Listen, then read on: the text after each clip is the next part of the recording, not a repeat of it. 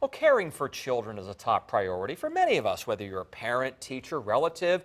One concern is what we feed them. Peanut butter, childhood favorite, can be dangerous for someone with a severe peanut allergy.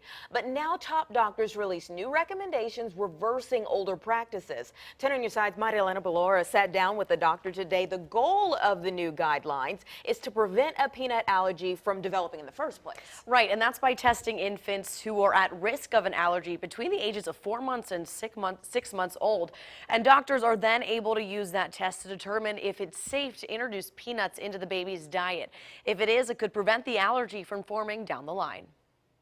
Nut allergies are nothing to mess around with. In my daughter's school, you can't bring in any kind of outside food whatsoever, besides obviously at lunch. Now new guidelines aim to reduce the number of children with peanut allergies.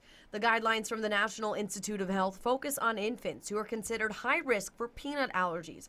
That's determined by if the infants have severe eczema or are allergic to eggs. The guidelines say those infants should be tested by a doctor for peanut allergies between the age of 4 months and 6 months. After that testing, it's very important to act on those results. If the testing is negative, we must introduce the peanut protein in the diet as soon as possible. That will help the baby's bodies accept peanuts and not develop an allergy to it. I think we'll see the reduction of peanut allergy significantly, and I believe that over time this will really prevent thousands of children that would have otherwise developed peanut allergy not develop peanut.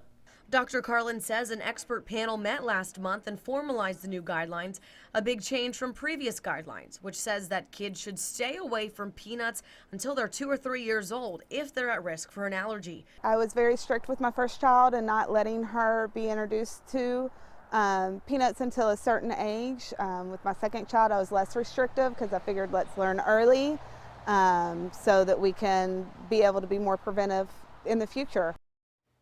Dr. Carlin says the new suggestions also suggest introducing peanuts into the diet of babies who are not at risk around the age of 1.